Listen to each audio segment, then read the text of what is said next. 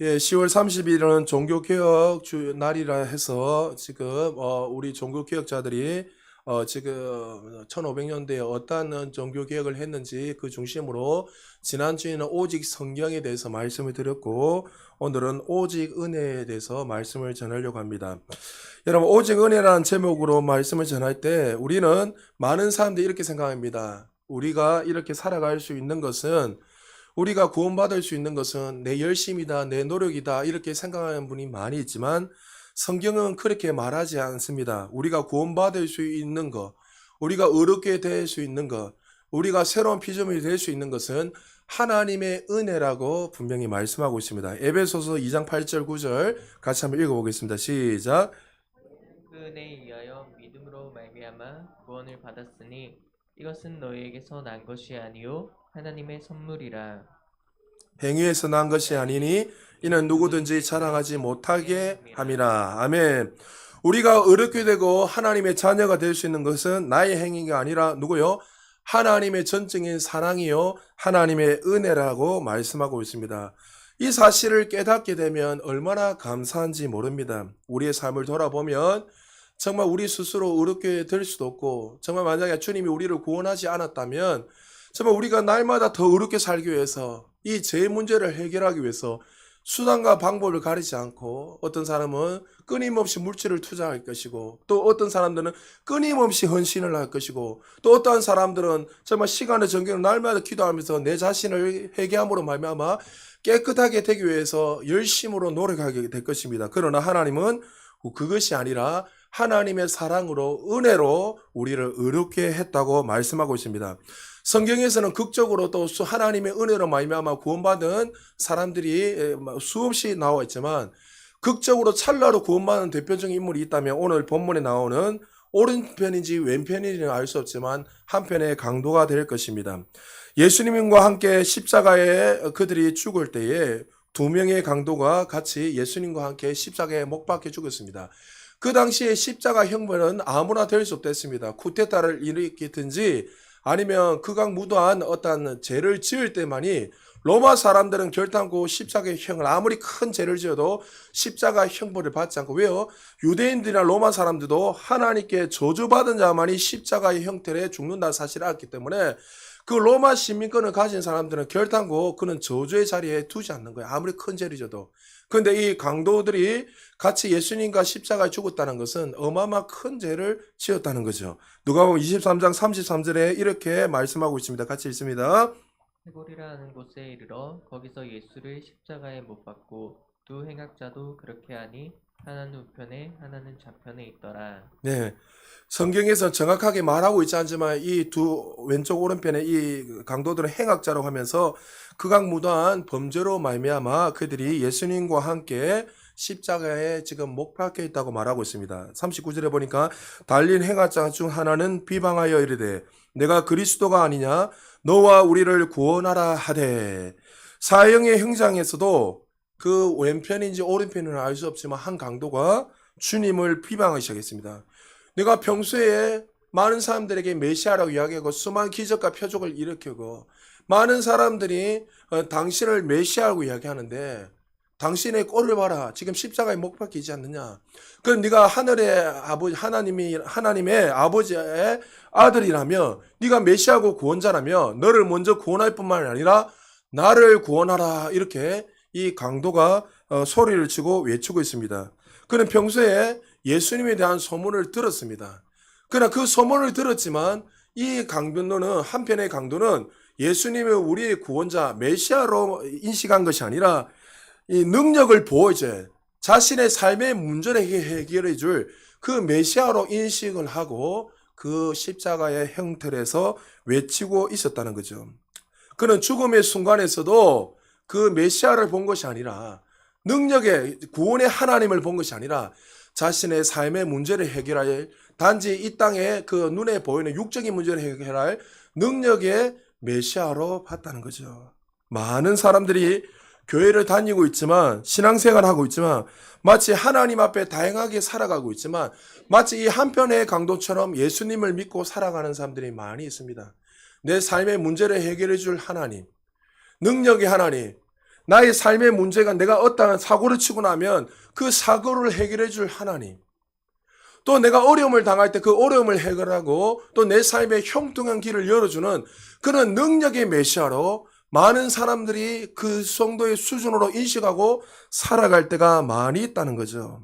그러나 다른 한편의 강도는 그렇지 않았던 것 같습니다. 똑같은 범죄를 저지르고 십자가 형태를 있지만 수많은 소문을 들었지만 한편의 강도는 이 예수 그리스도를 능력의 메시아, 말 그대로 자신의 삶의 문제를, 육적인 눈의 문제를 해결하는 그 메시아로 인식했지만 다른 한편의 강도는 그렇게 생각하지 않았습니다. 오늘 본문 40절에서 41절 한 절씩 교독합니다. 하나는 그 사람을 꾸짖어 이르되 내가 동일한 정죄를 받고서도 하나님을 두려워하지 아니하느냐? 우리는 우리가 행한 일에 상당한 보응을 받은 것이니 이에 당연하거니와 이 사람이 행한 것은 옳지 않은 것이 없느니라. 이 강도도 흉악한 죄를 지었기 때문에 사형의 형장에 잡혀와서 십자가의 형벌을 받고 있습니다. 그러나 그는 마지막 순간에 그는 달랐습니다. 내가 하나님을 두려워하지 아니하냐. 어떻게 죽음 앞에서 그 메시아를 바라볼 수 있습니까? 똑같은 소문을 듣고 어떤 큰 죄를 지었지만 한편의 강도는 자신의 문제를 해결할 능력의 메시아를 인식했지만 다른 한편의 강도는 자신이 얼마나 죄인이라는 사실을 알고 이 예수님을 단순히 우리의 문제를 해결할 뿐만 아니라 영혼을 구원하실 그 하나님인 것을 알고 고백하고 있다는 거죠. 두 종류의 강도를 보면서 우리는 한 가지 발견해야 할 것이 있습니다. 사실 우리 모두가 십자가 위에서 두 강도 중에 한 곳에 속한 사람이었던 사실을 기억해야 됩니다. 물론 두 강도와 우리의 차이점은 그들은 큰 죄를 지었고 살인죄를 지었든지 흉악무도한 죄를 지었지만 우리는 그는 어마어마한 눈에 보이는 큰 죄를 짓지 않다 하더라도 그들과 우리는 똑같은 죄인이었다는 거죠. 그들은 먼저 드러난 큰 죄를 지었지만 우리는 어떻게 해요? 예수 밖에 있는 존재였고 영원히 죽을 수밖에 없는 죄인 중에 개수였다는 사실을 기억해야 됩니다. 하나님의 눈으로 볼 때는 우리는 똑같은 죄인이었던 거죠. 자, 이사야서 64장 6절에 이사야가 주님을 깊이 만나고 자신을 발견하고 이렇게 고백하고 있습니다. 같이 한번 읽어볼까요? 시작. 무릇 우리는 다 부정한 자 같아서 우리의 의는 다 더러운 옷 같으며 우리는 다 잎사귀같이 시들므로 우리의 죄악이 바람같이 우리를 몰아가나이다. 우리가 그렇게 귀하게 여기는 의는 다 더러운 옷과 같다. 여러분, 우리는 왕의 옷을 입고 화려한 명품 옷을 입었지만 그러나 그 옷이 어떻게 해요? 아무리 여러분 옷에다가 똥칠을 해놨고 그게 엉망진창이면 여러분 입고 다니겠습니까? 여러분이 아는 구찌나 뭐 샤넬이나 이런 거 몇천만 원짜리 몇백만 원 만져 여러분 입었으면 와 좋다는데 거기다가 똥이 발려있고 완전히 엉망진창으로 떡칠되어 있으면 입으라면 입겠습니까? 마치 지금 이사야가 자기는 의로운 줄 알고 나는 그런 택감받은 백성이가 그런 줄 알았는데 주님 앞에 딱 서서 주님의 얼굴로 주님의 눈으로 그를 바라보니까 얼마나 더럽고 추악한 존재인지 몰랐다는 거죠. 마치 우리의 인생이 주님을 만나기 전에 그런 존재였다는 거죠. 정말 우리의 삶은 사망의 그늘 아래 있었고 말 자체가 당신은 사망이요 할 정도로 그 사망 자체였다는 사실을 우리가 기억해야 됩니다. 우리가 죄를 지어서 죄인인 것이 아니라 죄인이기 때문에 죄를 짓고 살아갈 수밖에 없는 존재라는 거죠.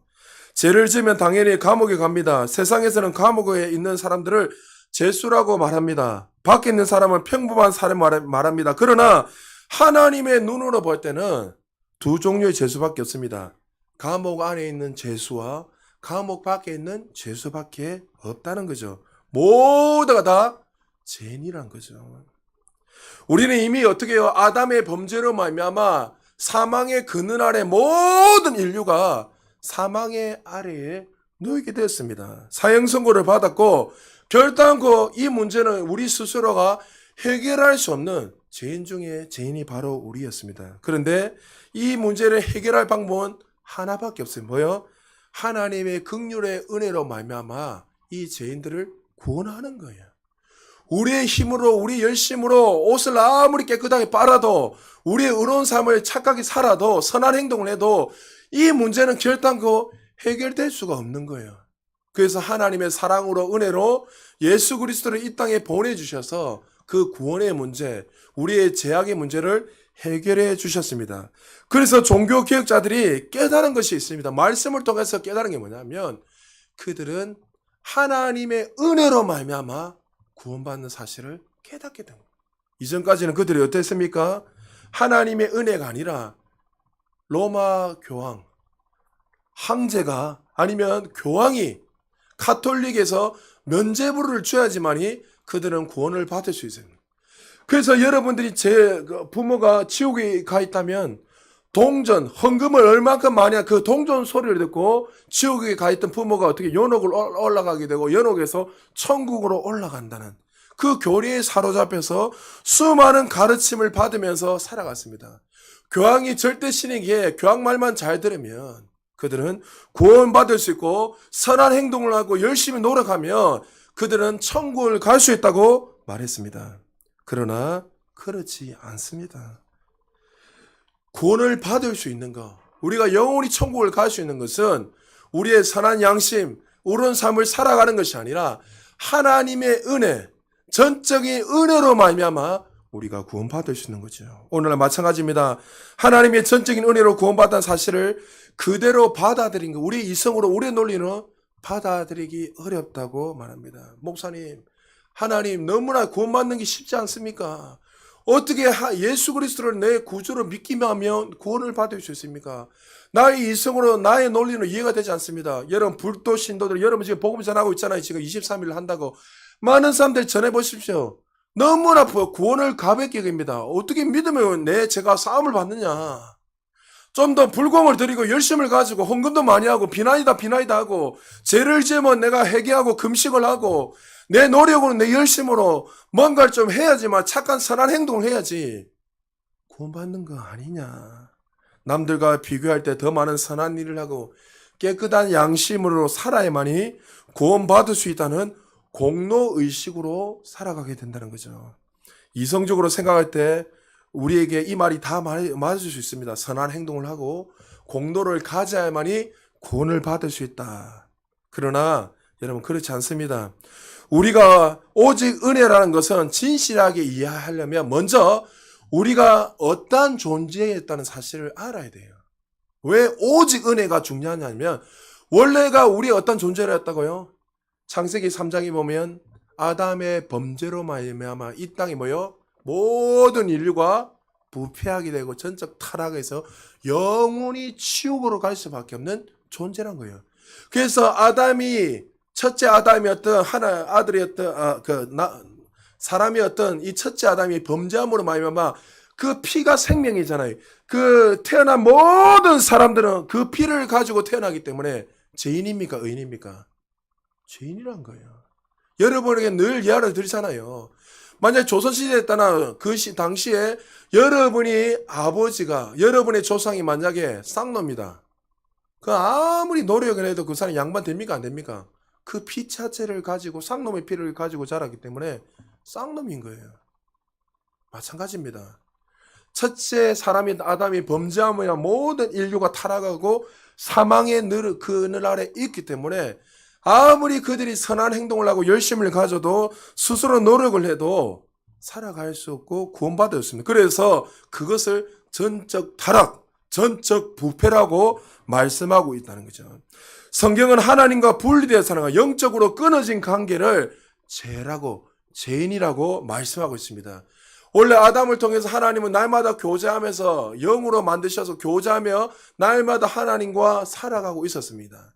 근데 아담의 범죄로 말미암아 하나님과 영적으로 끊어짐으로 말미암아 스스로 열심으로 노력으로는 그 끊어진 다리를 연결할 수 없다는 거죠. 모든 문제는 하나님과 끊어진 다리, 이 다리를 연결할 방법이 없다는 거예요. 그래서 많은 사람들이 끊임없이 자신의 선한 행동을 노력을 해도 이 문제가 해결되지. 그래서 예수 밖에 있는 사람들 보십시오. 불교나 다른 종교에 사로잡혀서 어떻게 합니까? 이 뭔가는 모르겠는데 신과의 그것을 연결하기 위해서 어떻게 하지요? 그들은 예수라는 그 사실을 모르니까 어떻게 해요? 불공을 지릅니다. 아무리 열심히 노력을 해도 돌아서 어떻게 해요? 허무한 거예요. 다른 종교적 열심을 가지고 비나이다 해서 어떤 이상한 교적에 빠져서 하지만 이 문제가 해결이 안 되는 거예요. 당연하지요. 이 문제를 해결할 분은 누구밖에 없습니까? 끊어진 다리는 내 선한 행동, 내 열심으로 되는 것이 아니라 창조주 하나님 예수 그리스도가 이 땅에 오셔서 십자가에 죽으셔서 그 예수 그리스도를 믿기만 하면 그 끊어진 다리가 연결되는 거예요. 그래서 주님은 일방적으로 이 땅에 창조주 하나님이 찾아오셔서 그 구원의 문제, 구원의 다리를 예수 그리스도를 통해서 연결시켜 주셨다는 거죠. 종교개혁 시대에 상반된 의견을 제시했던 대표적인 두 사람이 있습니다. 에라스무스와 루터가 있습니다. 에라스무스와 이 루터도 그 당시에 종교개혁을 하고 천주교를 향해 교황을 해서 외쳤지만 그들이 인간을 바라보고 하나님을 바라보는 견해가 달랐습니다. 에라스무스는 우리 교단에서는 받아들이지 않습니다. 이단시합니다. 그러나 종교적인 이런 것들이 많이 있기 때문에 그들은 그 당시에 끊임없이 싸우면서 1524년 9월에 먼저 에라스무스가 자유의지론이라는 책을 출판했습니다. 그러면서 인간에게는 자유의지를 주셨다. 맞죠? 우리 자유의지시죠. 그런데 그 다음이 문제예요. 자유의지를 주셔서 구원도 내가 선택할 수 있다는 거예요. 내 의지로 구원을 쉽게 말해서 내 의지로 내 열심으로 구원받을 수 있다는 거예요. 이성적으로 생각하면 참 맞는 것 같잖아요. 아, 그래, 맞지. 우리가 의지가 있으니까 자유의지를 주시니까 내 힘으로 내 열심으로 얼마나 믿을 수 있는가. 그는 인간을 어떻게 해요? 전적 타락한 존재로 생각하지 않는 거예요. 인간은 전적 무능하고 전적 타락한 죄인이기 때문에 스스로 어떻게 해요? 여러분 늘 비유적으로 설명하잖아요. 여러분이 주님 만나기 전에는 영적으로 살아있습니까? 죽어 있습니까? 죽었어요? 살았어요? 믿습니까? 정확하게 하셔야 돼요, 여러분. 죽었죠? 죽어 있다면 여러분들 죽어 있는 자에게 자 예를 들었습니다. 우리 박정희 지사님이 용서하십시오. 박정희 지사님이 지금 죽었어요, 실제로.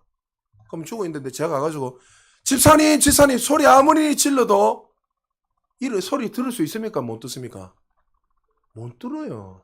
절대로 들을 수 없습니다. 들으려면 어떻게 해요? 죽었던 우리 박정희 지사님 살려야 돼요. 스스로 살아날 수 있습니까? 못 살아요. 누가요? 그래서 성령님이 오셔서 우리를 죽었던 영혼을 살려서 믿게 하신 거예요. 할렐루야. 그런데 에라스무스는 그 당시에 종교개혁을 하면서 자유의지는 다 주고 동의 좋은 건 말씀이지만 뭐요? 인간이 어떠한 존재를 모르는 거예요. 인간이 전적 무능하고 타락하고 스스로 구원받을 수 없는 존재인데 불구하고 아니라는 거예요. 구원할 수 있다. 스스로 내가 믿을 수 있다는 거죠. 그러나 루터는 그렇게 말하지 않습니다. 루터는 하나님 앞에서 인간의 모습은 전적 무능한 존재요. 절대적으로 타락한 존재이기에 하나님과 끊어진 다리를 회복하기 위해서는 우리의 열심, 노력, 선한 행위로는 결단코 할 수 없고 절대적인 하나님의 은혜로 구원받는다는 거죠. 할렐루야. 그럼 성경은 우리를 향해서 어떻게 말합니까? 여러분 성경은 정확하게 말씀하고 있습니다. 로마서 3장 10절에서 12절 같이 읽겠습니다. 시작. 기록된 바 의인은 없나니 하나도 없으며 깨닫는 자도 없고 하나님을 찾는 자도 없고 다 치우쳐 함께 무익하게 되고 선을 행하는 자는 없나니 하나도 없도다. 할렐루야. 기록된 바 성경이 분명히 하나님의 말씀 말했습니다. 의인은 있다 없다. 하나도 없다. 깨닫는 자도 없다는 거예요. 스스로 내가 죄인은 사실 뭐고 내가 스스로 해서 구원받을 수 없다는 거예요. 우리는 어떤 존재라고요? 스스로 하나님 찾을 수도 없고 무익한 존재이고 선을 행할 그런 끈덕지도 전혀 있다 없다. 없는 존재예요. 의인은 없나니 하나도 없다. 그러나 하나님의 은혜 없이는 구원받은 사람은 한 명도 없습니다. 선한 행위, 깨끗한 양심, 불가능하다는 사실입니다. 로마서 11장 6절에서 이렇게 말씀합니다. 같이 읽을까요? 시작. 만일 은혜로 된 것이면 행위로 말미암지 않음이니 그렇지 않으면 은혜가 은혜되지 못하느니라. 자, 구원의 행위로 받을 수 있다 없다? 아니라고 분명히 말씀하고 있잖아요.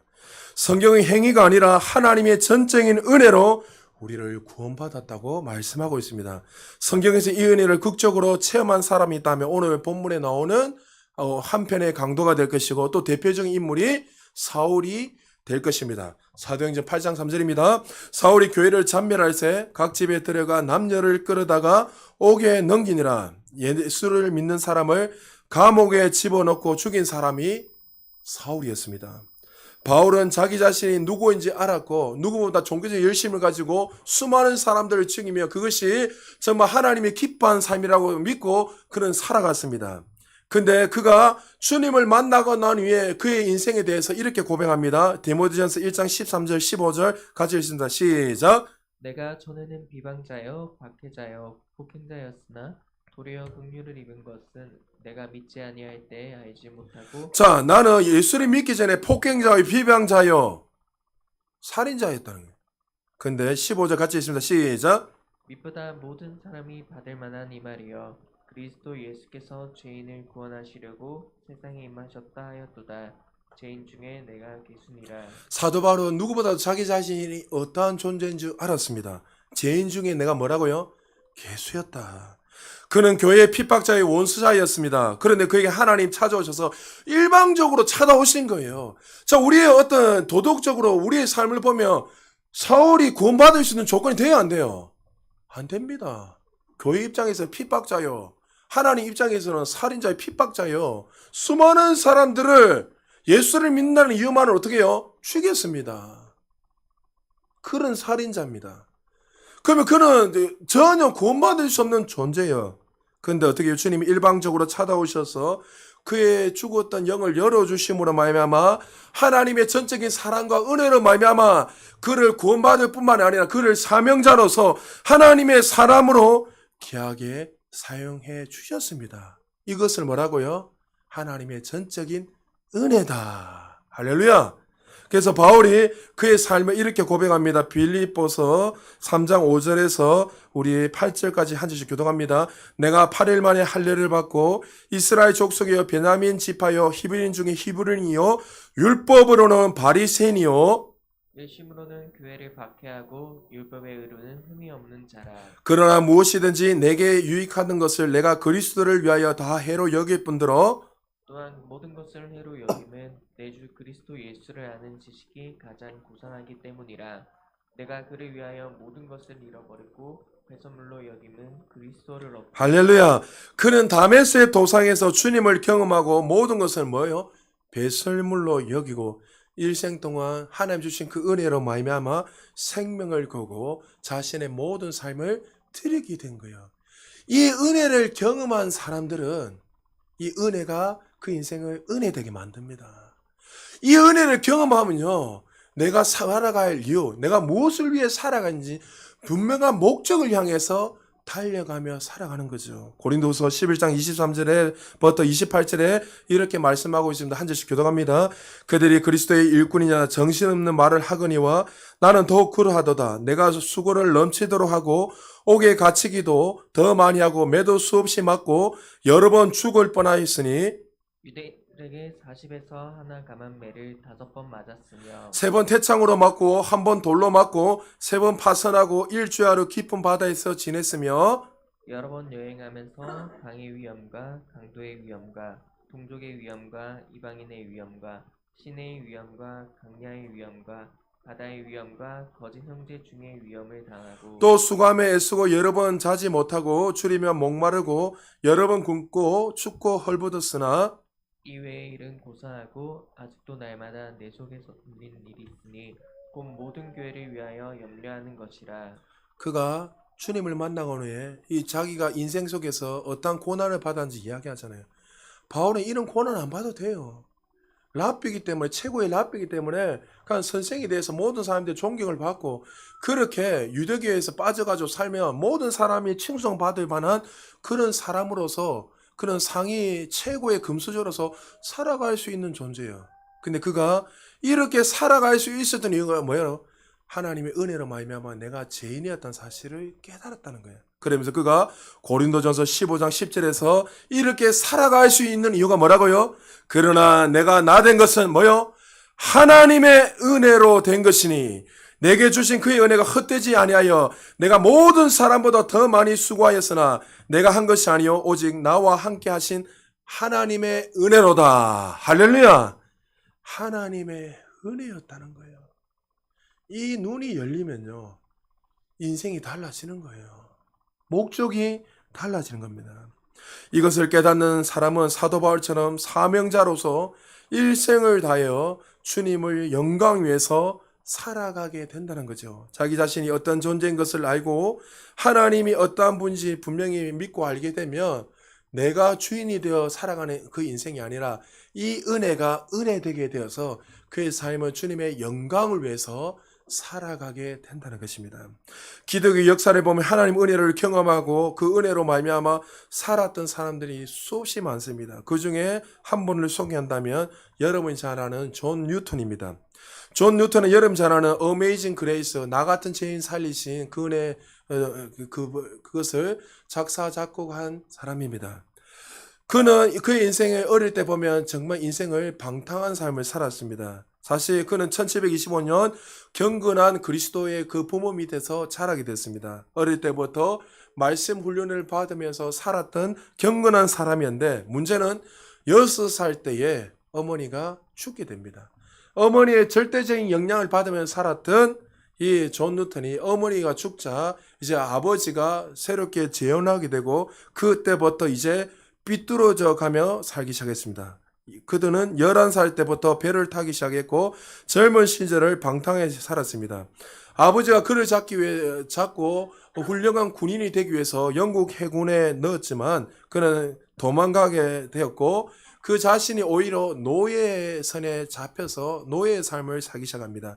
그때부터 더 타락을 시작하고 많은 사람들을 죽이게 되고 노예의 선을 타면서 그는 노예 선장이 되었습니다.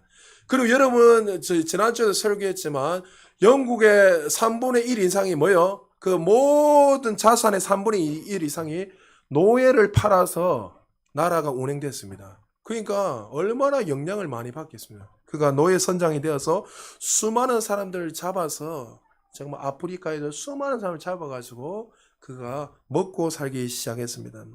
그는 정말 그 마음속에 그런 사람을 많이 죽이고 그런 삶을 살았지만 늘 여전히 그의 마음은 공허했습니다. 어느 날 있습니다. 한 번은 노예를 가득 실어서 가고 있는데 큰 풍랑이 일어났습니다. 죽음의 위기가 찾아왔습니다. 배가 뒤집을 정도로 큰 위기가 있을 때 그때 그가 두려움을 떨고 있을 때 그때 하나님이 그를 만나 주셨습니다. 어릴 때 알았던 그 하나님을 오랜 시간이 지나서 주님을 만나게 되었습니다. 그때 나이가 1748년도 23살 때였습니다. 23살 때 그가 주님을 만나게 되어서 인생에 정말 내가 얼마나 큰 죄인이라는 사실을 깨닫고 이 모든 것이 얼마나 죄를 지으며 살아가는 그 사실을 알고 그는 그때 그 모든 것을 내려놓고 이제 82살까지 목회자로서 영혼을 구원하는 그런 목회자로서 살아가게 되었습니다. 그가 그때 주님을 만나는 나이에 노예를 잡아서 불을 추적해낸 자인데 그때 만났을 때 그가 깨달은 내용이 뭐냐면 나 같은 죄인 살리신 주 은혜 놀라워 잃었던 생명 찾았고 강명을 얻었네. 여러분 잘 아는 찬송가 305장을 썼습니다. 그리고 수많은 사람에게 지금도 이 찬양이 불려지게 되고 하나님께 영광 돌리는 그런 삶을 살게 되었다는 거죠. 영적인 눈이 어두웠던 자가 눈을 뜨고 주님을 보게 되었습니다. 그가 정말 내가 이렇게 될 수 있었던 거, 내가 이렇게 목회자가 되고 82세까지 주님의 영광에 살아갈 수 있는 것은 내 열심, 내 노력, 내 정말 의땀이 아니라 정말 수많은 과거에 실수 없는 큰 죄를 지으며 살았지만 내가 이렇게 새롭게 될 수 있었던 이유는 하나님의 전적인 사랑이요 은혜였다는 것을 그가 깨닫게 되는 거예요. 그가 그 고백하는 그 2절 제가 한번 읽어드릴게요. 큰 제약에서 건지신 주 은혜 고마워. 나 처음 믿은 그 시간 귀하고 귀하다. 3절 이제껏 내가 산 것도 주님의 은혜라. 또 나를 장차 본향에 인도해 주시리. 4절에 거기서 우리 영혼이 주님의 은혜로 해처럼 밝게 살면서 주 찬양하리라. 수백 년의 시간이 흘렀지만 지금도 수많은 사람들이 이 찬송을 부르면서 하나님의 전적인 은혜로 우리가 구원을 받았다는 그 사실을 알고 감사함으로 살아갑니다. 사랑하는 성도 여러분, 우리가 이 자리에 설 수 있는 것, 주님은 그리스도의 살아계신 하나님과 고백할 수 있는 것, 나의 열심, 나의 노력이 아닌 거예요. 그 은혜가 우리의 사슬이 되고 그 은혜가 우리를 구속하여서 이끌어가기에 우리는 그 주님의 사랑에 감격하며 감사함으로 걸어가는 거예요. 여러분, 우리가 어떠한 존재인 것을 깨닫게 되면요, 우리 인생을 헛되게 살아가지 않는 거예요. 여러분, 제가 이 말씀을 준비하면서 많은 사람들은 이렇게 생각합니다. 신앙생활 하다 보면 이 상급로 때문에 내가 좀 더 열심히 노력해야 된다. 좀 더 열심히 내가 신앙생활 해야 된다. 그 말은 참 귀하지요. 상급 받기 위해서. 근데 여러분, 반대로 조금만 생각해 보십시오. 우리가 천국에 올라가면 하나님 큰 은혜와 큰 상급을 주고요. 그러나 그 상급을 받기 위해 따라가야 됩니까? 아니면 그 은혜 자체를 때문에 감사해서 살아야 됩니까? 천국에 올라가면 여러분 이런 생각합니다. 내 집이 좀 부흥강사들이 너무나도 그거를 말해가지고 여러분 가운데 그 정죄감이 사로잡혀 있어요. 하나님 오늘도 저에게 그 말씀하죠.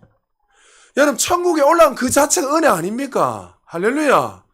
근데 천국에 올라가면 내가 집이 개털 모자 쓰고 부흥강사들이 여러분 성경에 개털 모자가 어디 있어요? 해와 달과 별같이 영광스럽게 빛난댔잖아요. 할렐루야. 그리고 그 또 여러분 상급론 때문에 내가 더 큰 집에 들어가야지. 그거는 좋은 의도예요. 그러나 문제는 뭐예요? 그것을 바라본 살다 보니까 어떤 문제가 생기면 정죄감이 드는 거예요. 내가 좀 더 열심히 노력하지 않으면 내가 큰 대궐에 못 사는데. 내가 혹시 12제자가 주님과 가장 가까운데 살아가고 있으니까 나도 그렇게 살지 못하고 내가 저 변두리에 살아가고 있지 않는가. 여러분 천국 자체가 영광이에요. 할렐루야. 그 하나님의 킹덤, 하나님 다스린 그 나라 자체가 영광스러워. 그 여러분 그게 시골이고 그 어디서 시공간이 다 초라하는데. 그러니까 많은 사람들이 자꾸만 그 은혜를 바라보는 것이 아니라 그 은혜를 받고도 또 내가 더 어떻게 안 하면 어떻게 할까? 그 두려움. 잘 들으십시오. 또 어떤 분들은 그 은혜가 은혜 되게 하니까 또 한편으로는 내 마음대로 살아가는 사람이 있어요. 딜레마지요, 여러분. 그럼 이것도 아니고 저것도 아니고 뭐고. 그러니까 신앙생활 어떻게 해요? 여러분 하나님 주신 그 은혜 되게 하기 위해서는 어떻게 해요?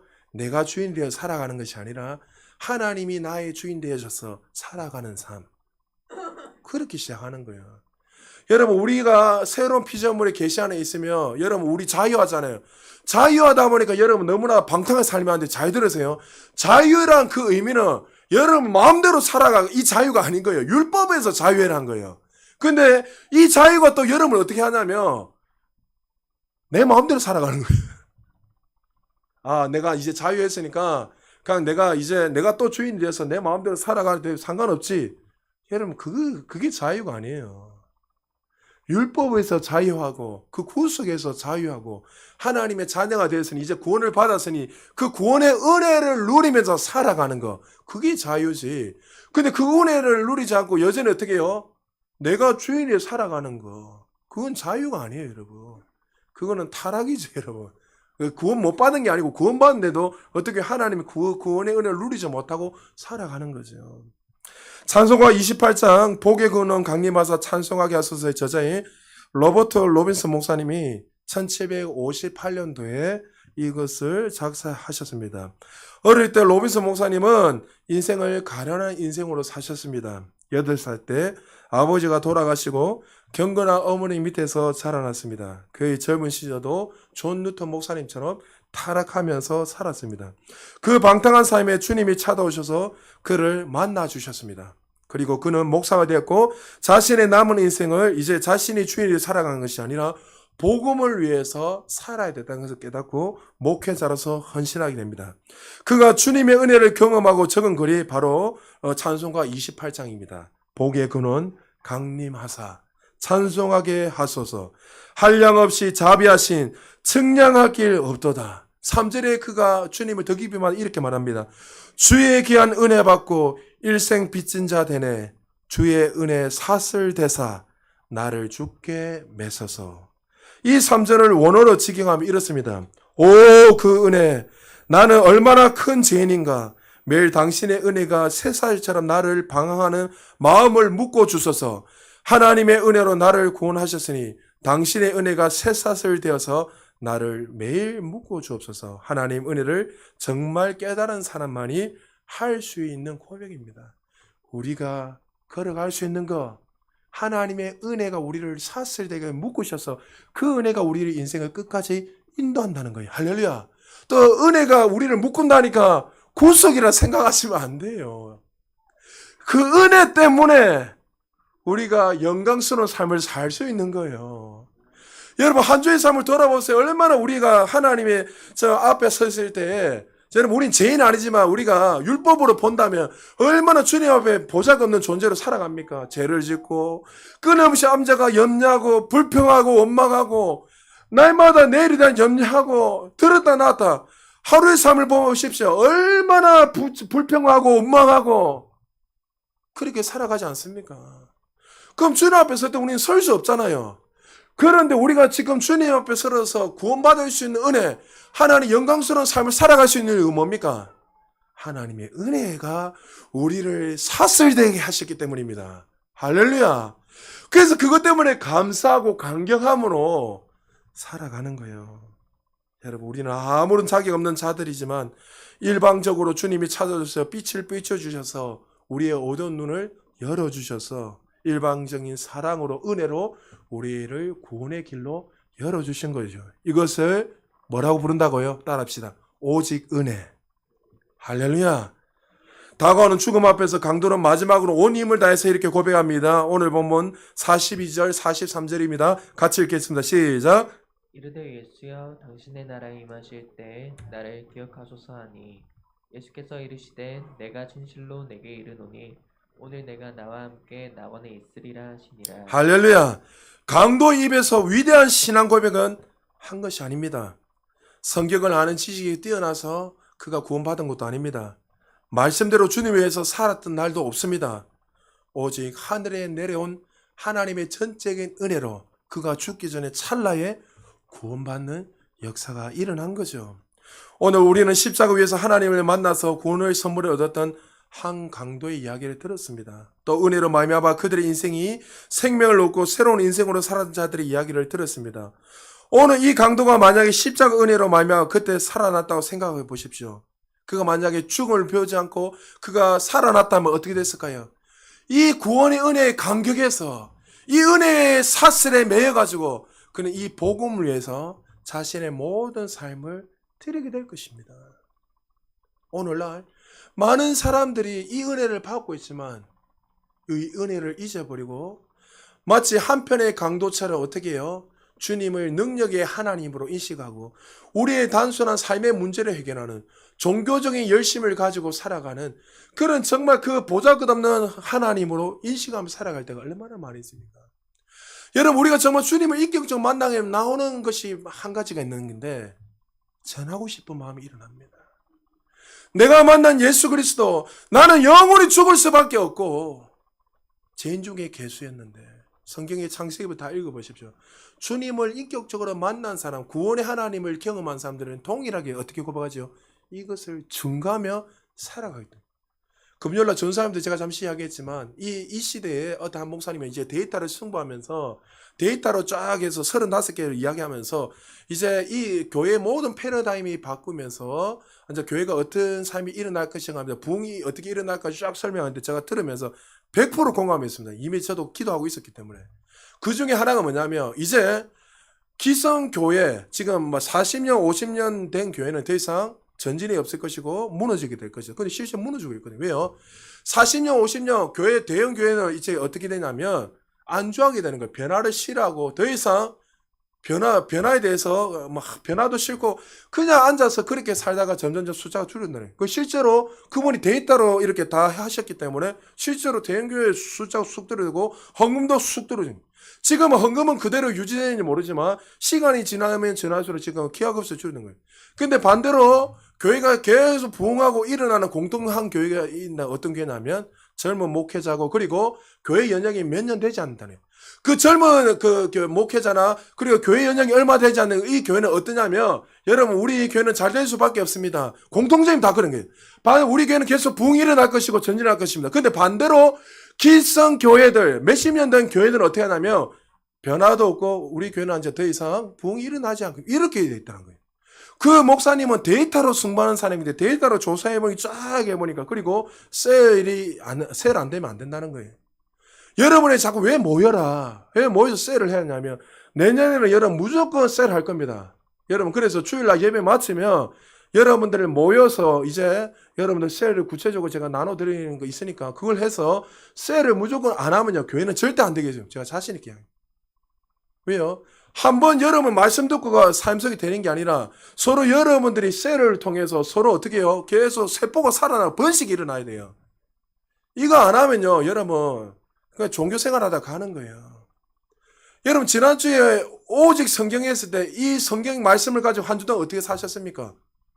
여러분 안 사셨다면 여러분 오해하지 마십시오. 여러분 그냥 종교 생활 하는 거예요. 오늘도 오직 은혜라면 이 한 주의 이 말씀이 하나님 우리를 통해 주신 거잖아요. 그 이 은혜가 은혜 되어서 어떻게 한 주 동안 살아가는 거예요. 내가 넘어지고 실패하더라도 내가 이룰 수 있는 근거가 뭐예요? 하나님이 은혜였지. 은혜 때문에 내가 다시 일어설 수 있지. 그걸 가지고 여러분 한 주 동안 살아갈 때 어떻게 그 말씀이 실체가 나타나는 거예요. 그럼 그걸 가지고 여러분이 한 주 동안 사는 거 어떻게 해요? 셀 모임하면 나누는 거예요. 앉아가지고 남편이 어떤지 아내가 어떤지 하소연하는 게 아니라 셀은. 그리고 그 은혜를 나누면서 우리가 은혜 받은 대로 한 주 동안 어떻게 해요? 복음을 위해서. 그러면 서로 이야기하잖아요. 나는 지금 남편 전도해야 돼. 누구 전도해? 그러면 그걸 가지고 어떻게 전도할 것인가 서로 전략을 짜고 같이 기도하고 만약에 혼자 전도하기 힘들면 어떻게 해요? 같이 모여가지고 그렇게 하면서 아니면 그 사람을 초청해가지고 같이 식사하면서 그게 셀이에요 셀. 어려운 거 없어요 여러분. 그러니까 이게 안 되면 이제 교회는요 더 이상 이제는 교회 안 모입니다. 왜요? 인터넷 젊은 세대는 잘 보십시오. 젊은 세대는 지금 다 뭘로 합니까? 인터넷으로 다 검색하고 인터넷으로 여러분 모든 걸 다 하는데 그럼 20, 30대 사람들은요 몇 마디 하면 이제 구속되니까 시로가 뛰어나갑니다. 실제로 옵니다. 그래서 제가 지금 우리 청년들 지금 모아놓고 성경 공부를 하는데 시간이 안 되는 거예요. 그래서 제가 하나님이 주신 게 뭐냐면 그래 좋다. 그러면 9시에 이제 제가 온라인으로 아들한테 2시간 말씀 전해야 돼. 온라인으로 들어온나? 그럼 제가 지금 하려고 준비하고 있습니다. 그러면 자기 집에서 어떻게 해요? 앉아가지고 그 시간대 딱 앉아 틀어놓고 보면 되는 거예요. 청년들 할렐루야. 아멘 한 명만 해. 왜요? 지금 시대가 그렇게 바뀌었다는 거예요. 그만큼. 시대가 바뀌었으면 어떻게 해요? 그 바뀌었을 때 여러분들이 발맞춰 따라가는 게 아니라 진리는 변함이 없잖아요. 그러면 진리를 담는 그릇들은 끊임없이 그걸 맞춰서 그 변화의 물결을 해서 그 맞춰서 나가야 돼요. 그렇지 않으면 어떻게 해요? 교회는 도태될 뿐만이 아니라 더 이상 이제 교회, 영국 교회 같이 유럽 교회처럼 이제 젊은 사람 없어요. 그래서 우리 교회는 젊은 사람이 있다는 게 얼마나 축복이고 할렐루야. 여러분 우리 기억하십시오. 우리는 아무 자격 없는 존재였고 정말 주님 앞에 설 수 없는 죄인 중에 괴수했던 존재였습니다. 그러나 나의 나 된 것은 하나님의 일방적인 은혜였습니다. 사실 이 한 편의 두 편의 강도 중에 사실 우리가 그런 존재였잖아요. 강도. 그렇지만 하나님의 그 은혜의 사슬이 우리를 구원하셔서 우리를 영원한 천국으로 인도해 주셨으니 이제는 이 은혜를 받은 자답게 우리는 살아가야 됩니다. 결론입니다. 그러면 우리 이 은혜 받은 자께 어떻게 살아야 됩니까? 한 가지밖에 없어요. 이 은혜가 은혜된 것처럼 하나님의 영광을 위해서 복음을 위해서 또 수많은 강도도 죽어가는 그 수많은 영혼들을 구원시킴으로 말미암아 구원을 여러분 전하지 않으면 누가 드려? 여러분 늘 말씀드리지만 복음 전한다면 그 새 생명 전도 주시 되면 포커스 맞추지 마세요. 여러분 가운데 아직도 미적거리는 분들이 있습니까? 복음 전하십시오 하면 앉아가지고 그냥 시간이 지나면 지나가겠지. 그 마귀가 주는 거예요 여러분. 찾아가서 제가 3주 전에도 큰 조카 만났을 때 조카보고 제가 이야기했습니다. 빨리 교회 가라. 삼촌 아니면 삼촌 교회 빨리 나와라. 양산에 살고 있으니까 좋은 말 할 때 빨리 와라. 핑계 이 핑계 저 핑계 되는 거예요. 그런 소리 하지 마라. 네 예수밖에 있으면 네 인생 끝난다. 여러분 만나는 사람마다 전해야 돼요. 어릴 때 잘 믿었거든요. 자 여러분 오늘 하나님 주신 이 은혜가 여러분 인생을 끝까지 이끌어갈 수 있다는 사실 기억하고 우리는 정말 그 은혜를 누리는 자랑 기억하시고 그 은혜로 마음에 기뻐하시고 또 한 주 살아가시면서 그 은혜가 여러분 인생을 더 전진시키고 변화시킬 수 있는 하나님의 사람들 되시기를 주의 이름으로 축복합니다.